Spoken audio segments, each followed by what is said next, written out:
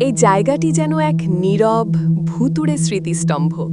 চারদিকে ছড়িয়ে আছে পরিত্যক্ত ট্রেন আর মাইলের পর মাইল রেলপথ, যেগুলো আজ অসহায়ভাবে সময়ের কাছে হার মেনেছে। যে ব্রিজগুলো একসময় যাত্রীবাহী ট্রেনের ভার বহন করত, সেগুলো এখন ধ্বংসস্তূপে পরিণত হয়েছে। এসব দেখলে মনে পড়ে যায় সেই দিনের কোলাহল, সেই যৌবনের সময়, যখন এই লাইনগুলো ছিল প্রাণবন্ত আর ট্রেনগুলো ছুটে যেত জীবনের গল্প বয়ে নিয়ে। সময়ের সাক্ষী হয়ে দাঁড়িয়ে আছে নীরবতা, যেখানে একসময় হাজারো যাত্রীর কোলাহলে মুখর ছিল চারপাশ।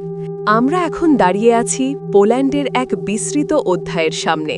এটি শুধু একটি পরিত্যক্ত রেল স্টেশন নয়, এটি এক হারিয়ে যাওয়া যুগের নীরব কঙ্কাল, একটি সময়ের প্রতিচ্ছবি যা ইতিহাসের ভাঁজে ক্রমেই ম্লান হয়ে গেছে।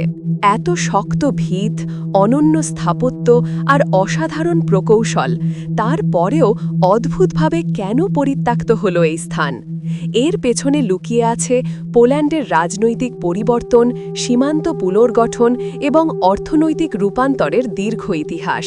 দ্বিতীয় বিশ্বযুদ্ধের পর পোল্যান্ডের ভূ-রাজনৈতিক মানচিত্র পুরোপুরি বদলে যায়। বিশেষ করে লোয়ার সাইলেশিয়া অঞ্চল, যা আগে জার্মানির অংশ ছিল, যুদ্ধের পর পোল্যান্ডের অধীনে আসে। জার্মান জনগণ স্থানান্তরিত হওয়ার পর অনেক ছোট রেললাইন ও স্টেশন অপ্রয়োজনীয় হয়ে পড়ে।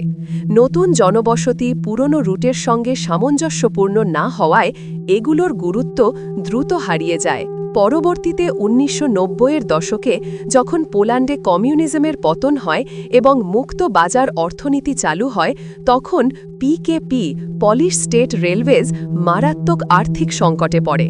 যেসব লাইন আর স্টেশন লাভজনক ছিল না, সেগুলোর রক্ষণাবেক্ষণ একে একে বন্ধ হয়ে যায়। এক রাতের মধ্যেই শত শত স্টেশনে তালা ঝুলে যায় এবং ধীরে ধীরে সেগুলো ইতিহাস হয়ে পড়ে। উন্নয়নের জোয়ারে মানুষ এগিয়ে যায়, কিন্তু পেছনে পড়ে থাকা এই স্টেশনগুলো আমাদের মনে করিয়ে দেয় পৃথিবীতে কিছুই চিরস্থায়ী নয়। শহর বদলায়, সভ্যতা বদলায়, মানুষ বদলায়, কিন্তু এই লোহার রেল লাইনগুলো নীরবে সাক্ষী হয়ে থাকে সময়ের কঠিন বাস্তবতার। আজ যে ব্রিজগুলো একসময় ট্রেনের ভার বহন করত, সেগুলো এখন প্রকৃতির আলিঙ্গনে ঢেকে গেছে। কোথাও কোথাও লাইনগুলো চুরি হয়ে গেছে, আবার কোথাও লতাপাতা লোহাকে এমনভাবে জড়িয়ে ধরেছে যেন প্রকৃতি নিজের জমি ফিরিয়ে নিচ্ছে। স্থানীয়রা এই ধ্বংসাবশেষকে বলে লৌহ কঙ্কাল। হয়তো একদিন এই জংধরা লাইনগুলো মাটির সাথে মিশে যাবে, কিন্তু তার আগে পর্যন্ত এরা থাকবে এভাবেই, একাকী, নিস্তব্ধ আর সময়ের মহাকাব্যের নীরব সাক্ষী হয়ে।